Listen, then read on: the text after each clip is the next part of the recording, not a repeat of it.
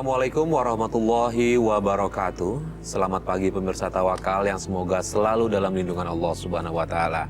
Saya Farid Hasan kembali menjumpai Anda. Dan pemirsa di studio sudah hadir bersama kami Bapak Ustadz Muhammad Ziyad. Assalamualaikum Pak Ustadz. Waalaikumsalam warahmatullahi wabarakatuh. Gimana apa kabar Pak Ustadz? Alhamdulillah baik Mas Farid. Syukur alhamdulillah. Baik. Dan pemirsa selain Bapak Ustadz Muhammad Ziyad juga sudah hadir bersama kami seorang narasumber. Kami memanggilnya Ibu Sari. Assalamualaikum Ibu Sari. Waalaikumsalam Mas Farid. Ibu Sari gimana, sehat? Alhamdulillah saya sehat Mas Syukur Farid. alhamdulillah ya. Tapi jangan panggil saya ibu Mas. Kenapa? Panggil aja saya Mbak karena saya nggak akan pernah bisa menjadi seorang ibu.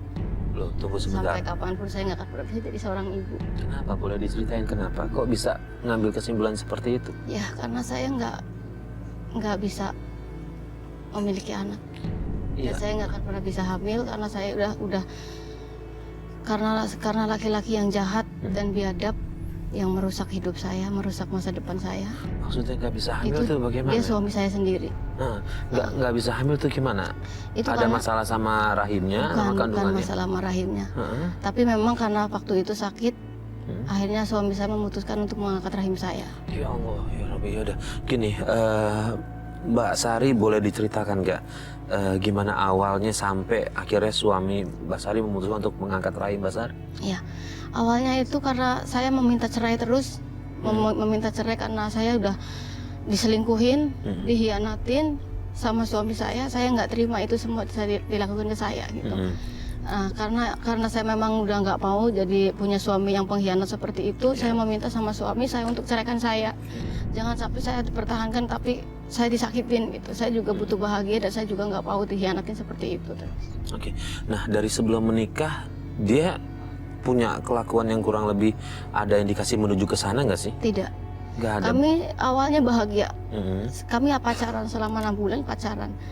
Bahagia banget bahkan sampai saya juga nggak nyangka gitu kalau begitu akhirnya seperti itu. Kami akhirnya menikah bahkan sampai tinggal di rumah mertua. Mertua saya baik, baik sekali. Tapi saya begitu sudah di rumah mertua udah beberapa lama kemudian saya mendapatkan gelagat-gelagat dari suami saya itu ada sedikit keanehan gitu. Seperti Aneh. apa nih? Anehnya kayak ada yang aneh gitu, apa telepon apa gimana kan ada mendapatkan kayak belagat perselingkuhan gitu. Nah, selain merasa nih, istri kan biasanya punya rasa ya. Iya. Selain merasa itu, ada bukti lain nggak yang menguatkan kalau dia itu memang benar-benar selingkuh? Awal pertama itu saya tahu dari HP. Dari handphone? Saya tahu dari HP karena ada orang telepon sama saya, nomor suami saya. Waktu itu HP suami saya itu tertinggal. Pas lagi kerja ketinggalan itu lagi dicas. Ada beberapa orang beberapa kali 10 kali lebih gitu ya telepon.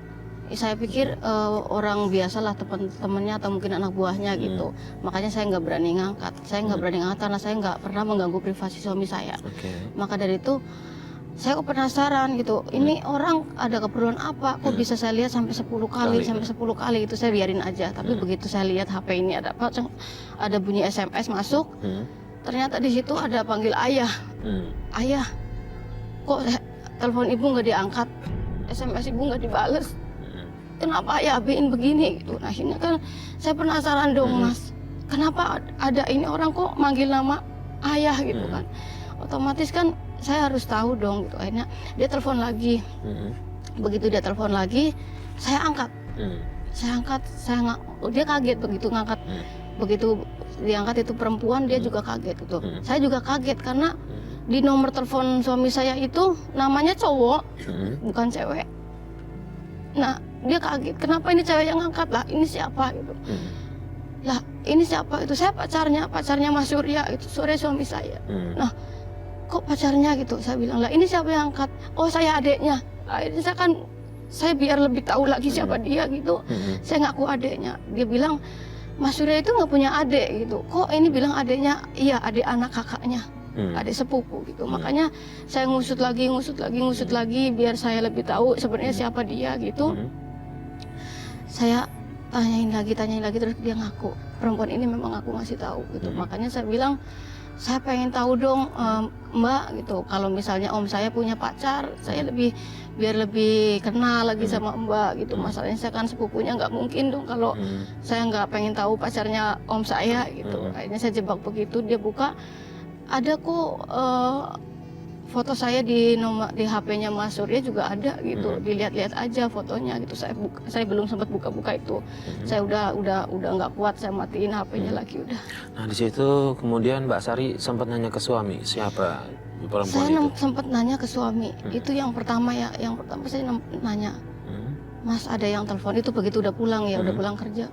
Ada yang telepon begini ngaku kok ngomongnya kayak gini. Kamu mah makanya jangan terlalu kepo gitu, maksudnya jangan terlalu mau buka-buka HP. Akhirnya begini kan, jadi salah paham kan gitu.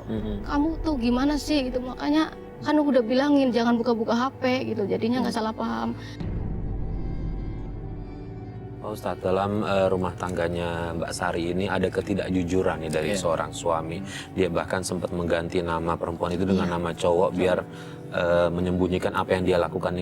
Kita kan belum melihat langsung mereka selingkuh tidak, cuma dari daftar bukti-bukti dari handphone itu dari aja. handphone, terus ada yang pelukan, ada yang memang udah Ada foto dia ada pelukan. foto pelukan, dia memang satu ruangan, lihat foto juga ada telanjang. Artinya, Makanya itu udah yang kedua kalinya gitu ya saya lihat gitu. Tapi begitu HP suami saya buka yang kedua kalinya ketahuan, dia marah banget. Mas, makannya di sini ya. Itu aku yang masak.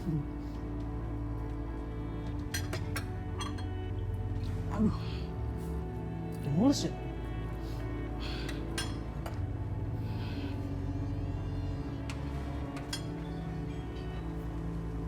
Iya, Mas.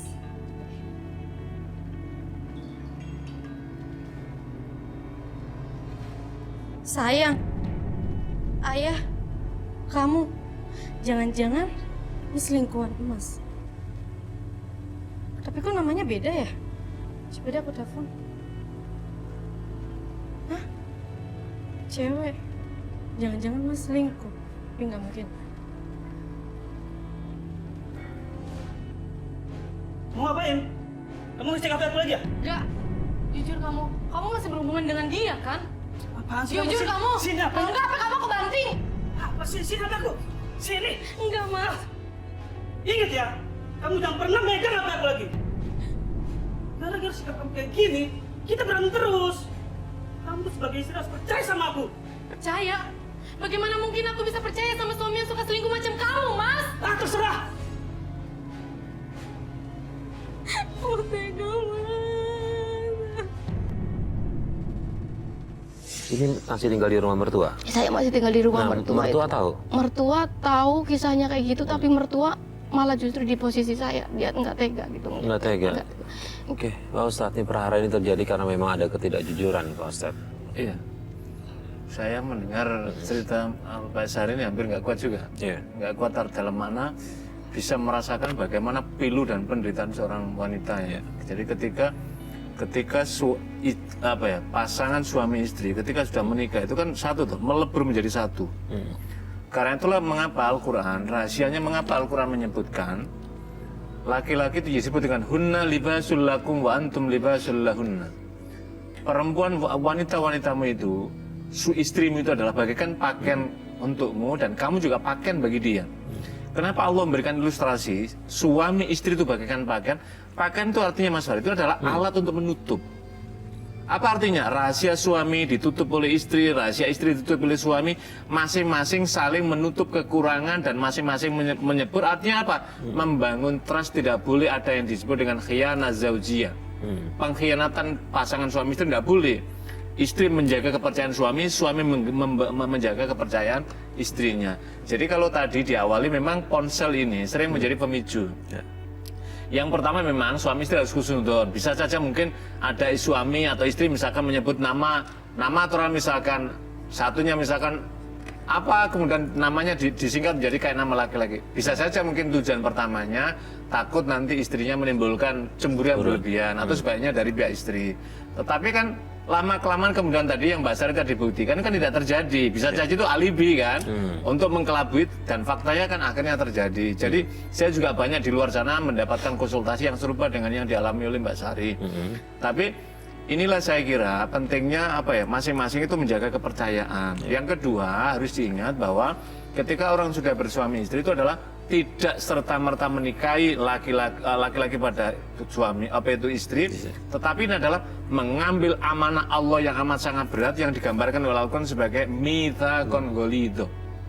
Lah apa implikasinya mitsaqon ghalido itu? Ketika sudah ikatan yang sangat kokoh tali dengan Allah ini, maka kemudian ketika terjadi satu saja mengalami pengkhianatan, maka konflik tak bisa terelakkan, dan apa yang terjadi tadi, perang Batara Yuda di rumah tangga tadi itu kan, sehingga akhirnya saya bisa memahami itu karena luasan emosi yang tidak tertahankan.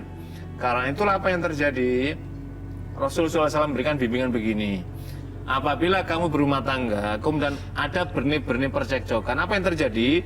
Suami harus menghindarkan diri, jangan terjadi pertempuran. Kenapa? Ketika sudah itu pertempuran, luapan emosi nggak terjaga, maka inilah yang kemudian terjadi. Akhirnya apa? Ada yang terdolimi, ada yang mendolimi. Lah Al-Quran membimbing, jangan sampai ada yang terdolimi dan jangan apalagi mendolimi, kan begitu kan? Makanya biasanya suami, karena itu ada kasus menarik yang dialami. Jadi pada masa Rasulullah SAW, Rasulullah hadir di rumah Fatimah dan kemudian bertanya pada putrinya, Fatimah, mana suamimu Ali? Dia tadi ya Rasulullah, dia tadi pergi, sepertinya dia tadi sedang marah denganku. Maka kemudian Rasulullah nggak tega melihat putrinya seperti itu, dan Rasulullah tahu tentang Ali, apa yang terjadi Ali.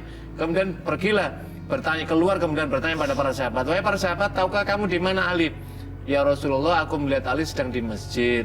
Dia sepertinya sedang ada masalah, tapi dia sedang tertidur tertelungkup di masjid itu. Apa mananya?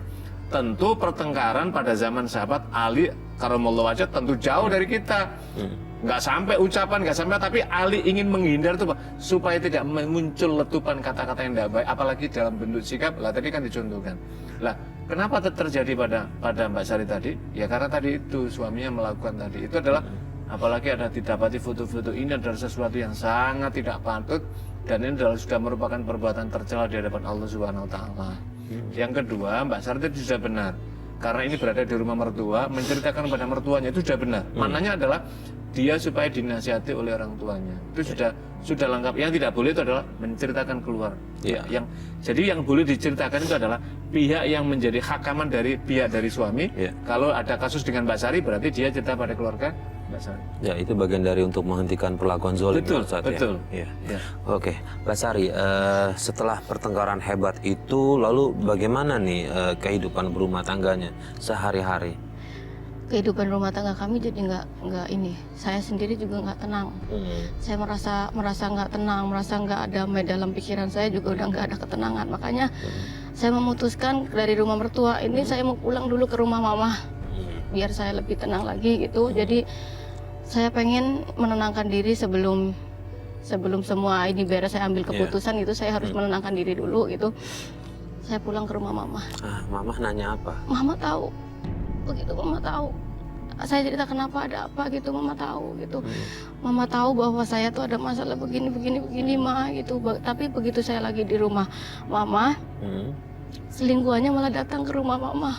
Kok bisa tahu? Iya, tahu dia. Dalam rangka apa dia datang ke situ? Iya, dalam rangka dia minta pertanggungjawaban suami saya, karena waktu itu suami saya ngomongnya bujang. Tapi kok justru malah ngasih alamatnya ke rumahnya? Dia tahu dari nyari info gitu, tahu dari tetangganya ini infonya di mana gitu. Makanya dia datang ke rumah mama yang dia tahu. Karena nggak tahu rumahnya dia Iya, aslinya. nggak tahu rumah dia aslinya. Tahunya rumah saya, rumah mama saya. Nah dia datang ke situ.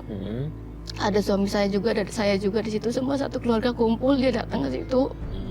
Di situ udah perang besar-besaran lagi, karena saya terima kedua kali aja di HP aja saya udah sakit banget, saya masih sakit gitu. Tapi ternyata ketiga kalinya, kenapa dia harus datang ke rumah dan ngaku semuanya perbuatan suami saya.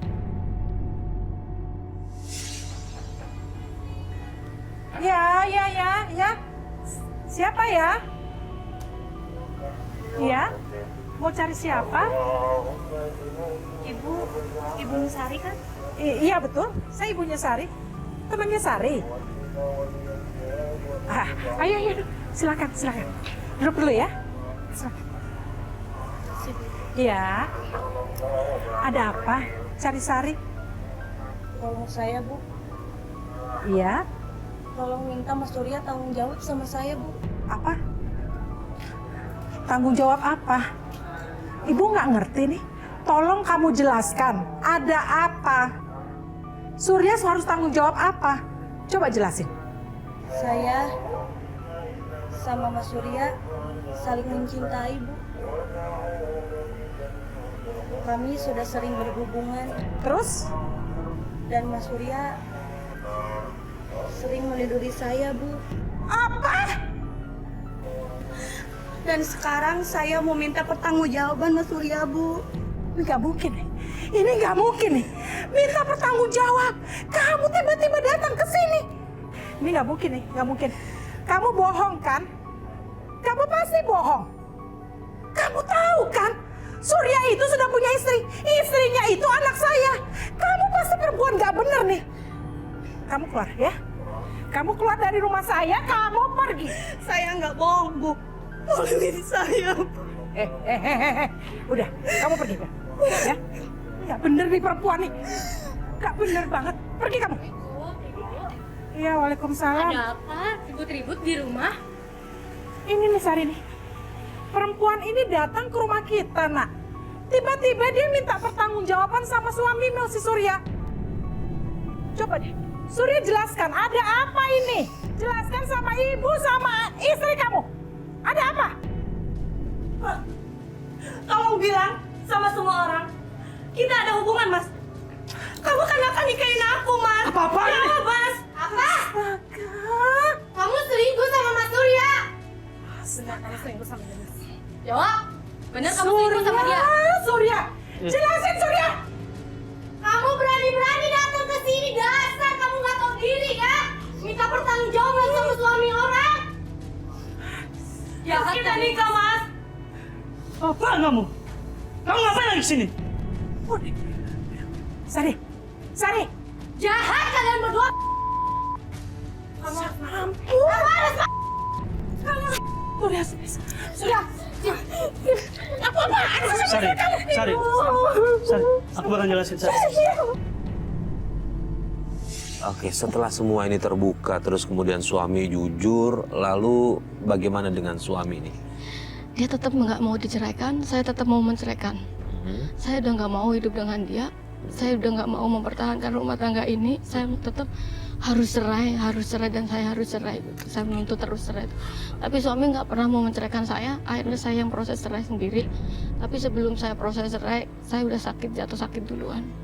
Jatuh sakit. Oke, artinya apa yang dilakukan sama Mbak Sari sudah masuk syariat Islam, Pak Ustadz ya? Karena suaminya sudah melakukan penzinahan di situ. Kalau dalam pandangan hukum Islam ini sudah bisa difahami dan bisa dimaklumi. Difahami dan bisa dimaklumi itu apa maknanya? Maknanya adalah bahwa tadi yang saya ingin memberi ingin memberikan catatan dari Mbak Sari tadi, ketika ini kan pulang sebentar di rumah, kemudian suami balik ke rumah Mbak Sari dengan harapan kan menyusul. Iya. Ini juga sudah langkah yang bagus. Jadi apabila para pasangan suami istri ada bermasalah, ada konflik mungkin, ada persoalan kecil maupun besar, kemudian istri itu pulang, maka suami jangan membiarkan, suami harus segera menyusul kepada pihak. Ini adalah bagian dari yang disyaratkan oleh Islam. Tapi ternyata Allah tidak membuka persoalan yang lebih besar, rahasia yang semula ini bagian dari kasih sayang Allah kepada Mbak Sari ternyata ditampakkan dari keraguan yang pertama tadi, itu alibi dari suami tadi. Akhirnya datanglah wanita. Dan apa yang dilakukan oleh sikap Mbak Sari? Saya mengapresiasi sikap Mbak Sari. Yang pertama adalah dia tidak serta-merta mempercayai cerita dari wanita datang. Karena apa? Dalam benaknya dia, jangan-jangan ini ada perempuan lain yang sengaja ingin menghancurkan rumah tangga dia, kemudian mengaku-ngaku tadi, maka kemudian adalah cross check. Cross check apa? Cross check kepada pengakuan langsung kepada suaminya, dan ternyata suaminya mengakui secara langsung. Maka keputusan yang terakhir adalah tergantung pada Mbak Sari apa sikapnya setelah dua-dua informasi didapatkan, dan ini adalah termasuk pelanggaran pertama, melakukan maksiat kepada Allah, yang kedua berkhianat kepada istrinya. Tentu ini adalah dua persoalan besar. Dan akhirnya Mbak Sari kemudian ingin ingin mufarraqah, memisahkan, bercerai. Karena apa? Alasannya yang pertama adalah sudah bermaksiat kepada Allah dengan cara tadi berzina tadi kepada pasangan, padahal punya ladang, punya sawah yang dihalalkan Allah, yaitu istrinya sendiri. Yang kedua adalah melakukan khianat kepada istrinya, karena tadi ketika ditanya di awal tidak terjadi apa-apa, ternyata dia melakukan kebohongan, ketidakjujuran pada Allah. Kemudian akhirnya dengan cara membuka cerai. Ini adalah namanya pada kategori talak hulu. Jadi ketika istri menggugat cerai karena apa? Perbuatan yang pertama suami maksiat. Apa maksiatnya? Berzina itu adalah masuk dalam kategori yang dibenarkan dalam hadis. Tapi andai kata kok misalkan, ya Allah saya tahu suami saya ini sedang berzina, mungkin sedang jauh dari tuntunanmu, dan sekarang suami mungkin sudah berazam, bertekad untuk bertaubat kepadamu, ya Allah saya sebenarnya sakit atas perlakuan ini, tapi saya menerima ya Allah, mudah-mudahan kau berikan bimbingan kepada dia. Itu dengan catatan kalau suaminya tadi itu ada ikhtiar untuk bertaubat. Tapi kalau enggak tadi kan lain menjadi persoalannya. Akhirnya Mbak Sari kemudian menuntunlah jalan tadi itu kemudian ke pengadilan. Tetapi kan sebelumnya ada sakit, kita nggak tahu apa yang terjadi dengan kejadian itu. Oke, tapi sebelum ke situ Mbak Sari sempat nanya nggak sih ke suami, kenapa kok dia tega melakukan perselingkuhan seperti itu? Saya nanya ke suami gitu, kamu sampai tega sampai kayak gituin saya gitu kan. Suami saya kan kerjanya borong juga, kadang kalau di luaran itu jarang pulang ya, sering nggak pulang. Saya nanya, kenapa kamu kok tega-teganya gitu, kamu udah punya istri, kenapa kamu tega-teganya beginiin saya gitu. Saya sebenarnya awalnya enggak gitu, cuman karena istri ceweknya itu yang selalu ngasih perhatian, ngasih arahan ke dia, ngasih perhatian, cinta, ini ceweknya yang cinta, jadi yang ngejar. Akhirnya suami saya juga terjebak dengan perasaan itu, akhirnya itu. Makanya begitu dia datang ke rumah, hampir saat itu saya udah nggak mikir, saya udah nggak mikir dosa, saya udah nggak mikir takut penjara, nggak takut apa. Saya awalnya emang udah sakit banget Mas. Saya paham, saya ngerti. Tapi syukur alhamdulillah itu nggak sampai kejadian. Iya, nggak sampai kejadian karena saya udah dihalang-halangin sama orang banyak juga. Oke, Mbak Sari, suami kan nggak mau bercerai. Gimana tuh kelanjutannya? Tetap bercerai atau? Saya tetap bercerai Mas. Saya tetap bercerai. Tetap mengajukan? Saya mau tetap mengajukan perceraian. Tapi sebelum saya melakukan perceraian itu ternyata saya jatuh sakit. Saya jatuh sakit. Begitu sakit tuh kan ke dokter terus berapa bulan itu akhirnya kan ada kista katanya.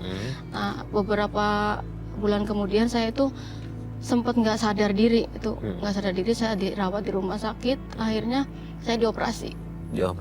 Habis dioperasi saya nggak tahu kalau saya rahimnya diangkat. Surya, di mana kamu Surya? Surya? Apaan sih? Berisik banget. Kejam kamu ya Mas. Apa salah aku sama kamu Mas? Apaan sih? Kamu kenapa? Nih, kamu kan yang nyuruh dokter angkat rahim aku waktu aku koma di rumah sakit, Mas. Kamu tega sama aku.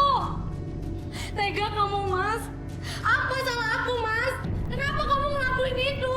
Aku ini mau jadi ibu, Mas. Aku ini punya anak. Tega kamu, Mas. Jawab. Iya, aku yang nyuruh. Aku udah pernah bilang sama kamu ya, aku gak bakal cerain kamu. Jahat kamu, Mas. Jahat. Tapi baguslah, rahim dalam perut kamu udah gak ada.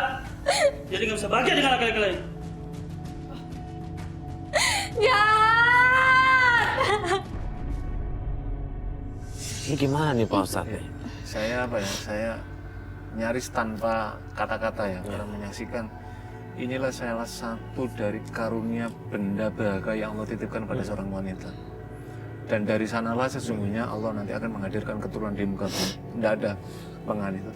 Tapi begini Mbak Sari ya, mungkin yang pertama yang perlu dicari adalah apakah benar misalkan sakit kista tadi itu, penyakit kista tadi itu, kemudian akhirnya diangkat tadi itu karena memang keputusan medis. Kan ada begini Mas Farid ya. Kan ada medis gini, misalkan kista ini sudah stadium yang sangat emergency, tidak bisa, dan ini akan menyangkut keselamatan dan akan membawa virus yang lain, maka kemudian biasanya akan di-cut, itu diangkat supaya untuk menyelamatkan organ tubuh yang ada. Yang seperti itu. Ataukah memang kista ini masih benih kecil yang sesungguhnya bisa diobati gitu kan. Jadi makanya penting sesungguhnya ketika misalkan saat kasus itu setelahnya kemudian Mbak Sari merasa keberatan atas tindakan itu karena kan nggak tahu persis ya. Mestinya kan itu biasanya penanggung jawab tidak hanya suami Mas Sari. Biasanya kalau ketika masih ada orang tua atau ada ahli warisan biasanya masih dikasih itu ada 10 tahun itu.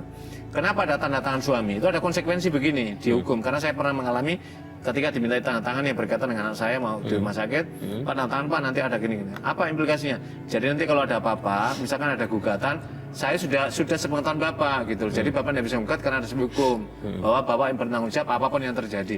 Jadi ketika misalkan Mbak Sari tidak menggugat kepada dokter, maka akan dapat klarifikasi dari dokter bahwa saya melakukan tindakan ini atas permintaan suami Anda dan suami saya bertanggung jawab. Maka berarti hukum itu yang seharusnya ditanggung oleh dokter pindah kepada suami tadi, dan suami Anda bisa dipenjarakan karena melakukan tindakan yang di luar keputusan yang Anda inginkan. Itulah yang menjadi penting. Tapi lebih dari itu, kalau ini misalkan bukan keputusan medis dalam makna ini harus diangkat rahimnya, tetapi tindakan jahat yang dilakukan oleh suami yang tadi, yang kemudian maka ada dua konsekuensi besar. Yang pertama, suami Anda jahat, tega melakukan apa yang dimaksud dengan pembunuhan harapan masa depan daripada seorang istri. Karena itu kan nanti akan melahirkan generasi, sekalipun misalkan sudah diceraikan sama dia, tapi di luar lain ada hak untuk dia. Yang kedua, suami Anda termasuk jahat karena apa? Karena telah mengambil hak Allah atas yang dititipkan kepada Mbak Sari, tapi kemudian diambil, berarti apa? Dia mengambil hak otoritas Allah pada dirinya dia. Yang ketiga, ada konsekuensi hukum sesungguhnya. Suami Mbak tadi itu bisa dituntut di pengadilan, karena telah melakukan tindakan kriminal namanya. Ini tindakan kriminal. Tindakan kriminal itu apa? Telah melakukan ada tindakan kriminal di dalam dunia medis. Tapi kalau suaminya tidak, kemudian kalau suaminya ini bersengkokol dengan dokter, dan dokter tahu, dokternya juga bisa dikenai tindakan apa? Dokternya melanggar kode etik. Jadi dokter itu dibolehkan kalau sudah emergency menyangkut nyawa orang, suami itu bertanggung jawab. Tapi kalau dokter tahu bahwa ini tidak berbahaya apa-apa, tapi suami punya niatan, maka dokter tidak boleh mengizinkan sesuatu yang tidak karena emergency tindakan medis. Ya, Mbak Sari tadi berucap bahwa suaminya melakukan itu karena kepingin Mbak Sari merasakan apa yang dia rasakan, dia nggak suka diceraikan biar Mbak Sari hidupnya hancur, dia melakukan itu dari omongan suaminya, iya, keluar dari itu. Omongan suami saya. Pas waktu saya tanya seperti itu, kenapa kamu tega lakukan ini gitu? Karena padahal kan saya korban dari kamu, korban perselingkuhan kamu juga. Dia jawabnya enak banget. Saya itu nggak mau diceraikan sama kamu. Ini kalau misalnya memang kamu bener-bener niat ceraikan saya, ini akibatnya kamu seperti ini. Itu otomatis kan dia memang sengaja untuk menghancurkan hidup saya. Gitu. Dan dia nggak merasa bersalah sama sekali. Dia nggak merasa bersalah, tapi malah dia seneng akan perbuatan dia kepada saya gitu. Nah, Mbak Sari, keluarga tahu nggak? Ini kalau menurut saya sih bisa dibawa ke ranah hukum. Betul, Iya. Betul, jadi ini Mbak Sari, ini masuk dalam tindakan ranah hukum dan ini menyangkut masalah serius. Betul. Serius, pertama ini organ tubuh. Yang kedua, organ tubuh satu ini adalah bagi seorang wanita inilah harta yang luar biasa berharga. Yang ketiga ini akan, kalau Allah takdirkan, akan melahirkan keturunan, dan keturunan itu apa? Ada implikasi, manfaat untuk orang tuanya. Yang kedua adalah manfaat untuk bagi kemaslahatan generasi umat di masa datang gitu. Jadi suami Mbak tadi itu sudah melakukan dua tindakan. Pertama pelanggaran hukum agama, yang kedua adalah pelanggaran hukum negara melalui dunia medis. Pak Ustadz, yang dikhawatirkan Mbak Sari adalah Mbak Sari kan kita tahu nih kita bisa selamat di surga dari doa anak yang soleh. Iya. Sementara Mbak Sari udah paham betul dia nggak mungkin bisa punya anak lagi karena rahimnya diangkat. Iya. Yang dikhawatirkan ketika dia meninggal, dia ingin ada orang sebenarnya, ada anak yang mendoakan, tapi itu dia nggak bisa dapetin. Betul Mas Farid. Jadi memang tidak ada kebahagiaan bagi seorang tua kecuali apa punyanya itu. Kenapa? Karena masih ada harapan investasi jangka panjang setelah di dunia, yaitu doa inilah. Maka hadis Nabi menjelaskan begini, idza mata ibnu Adam in qata amaluhu. Apabila anak ibnu Adam itu meninggal, maka terputuslah amal-amalnya. Illa min thalathatin, kecuali tiga perkara, tiga hal. Yang pertama, sodakotin jariyah. Sodako jariyah, sodako amal kita yang mengalir pahala kebaikannya untuk kita. Yang kedua, au ilmin yuntafa'u bi, atau ilmu yang bermanfaat, mungkin menjadi guru, menjadi tutorial, menjadi semacam kita ya, menjadi penyiar, menyiarkan informasi itu juga bagian ilmu yang bermanfaat. Yang ketiga, yang kasus Mbak Sari tadi, awaladin solihin yad'ulah, anak soleh yang mendoakan orang tuanya. Memang ada pertanyaan, ini kan anak soleh Ustaz, kami nggak ada anak, bagaimana? Ada para ahli hadis, ada yang memberikan penjelasan atas hadis ini, Mas Farid. Jadi ada yang memberikan begini. Jadi inilah salah satu rahasia awaladin di dalam linguistik Arab dijelaskan begini. Kalau anak kandung langsung itu menunjukkan pada ibnun. ibni ya ibni wahai anakku, itu artinya adalah anak kandung. Tetapi teks hadis ini menggunakan waladin itu anak, itu dalam mana berarti anak-anak yang dalam cakupan luas. Bisa anak kandung, bisa anak asuh, bisa anak didik. Pendek kata adalah anak yang dari jerih payah kita, kemudian kita didik dia, kita asuh dia, kita bantu dia. Maka ulama hadis menyatakan ini juga termasuk waladin solihin yang mendoakan pada kita. Jadi doanya juga kita mendapatkan. Jadi Mbak Sari jangan berputus asa. Tentu dengan kerahiman Allah, Allah memberikan cara yang lain yang bisa memberikan investasi pahala jangka panjang kehidupan akhirat kita dari orang-orang yang kita kasih, meskipun itu bukan anak kandung kita. Ya, artinya mungkin bisa lebih nambah pahala lagi dengan mengangkat anak yatim piatu misalnya Betul, gitu Mas Pak Farid, Ustadz, ya. betul. Misalkan Mbak Sari ada anak yatim tetangga atau di berdekatan, kemudian kita bantu dia, sekalipun dia tidak tinggal dengan dalam kehidupan kita, maka itu bisa. Atau syukur-syukur mungkin udah nak kamu ikut bersama saya, sama saya panggil siapa anti atau panggillah kami apa gitu. Itu soal teknis dan itu juga bagian dari karena. Oke, baik Pak Ustadz, terima kasih atas Sama-sama, nasihatnya Mas Mbak Sari. Mudah-mudahan apa tadi disampaikan Pak Ustadz bisa membuka hati Mbak Sari, karena memang Islam selalu punya jalan keluar untuk setiap masalah yang ada. Bismillah, saya doakan Mbak Sari bisa mendapatkan jodoh, membuka bahtera rumah tangga, bisa menghidupi anak-anak yatim yang mungkin perlu dibantu sama Mbak Sari. Ya, makasih Mas Ya, Farid. sama-sama Mbak Sari, senang hati. Dan pemirsa, Makasih akhirnya juga, Pak. Sama-sama. sampai di sini tawakal. Terima kasih atas kebersamaan Anda. Saya Farid Hasan undur diri. Wabillahi taufiq wal hidayah. Wassalamualaikum warahmatullahi wabarakatuh. Waalaikumsalam warahmatullahi wabarakatuh. Warahmatullahi wabarakatuh.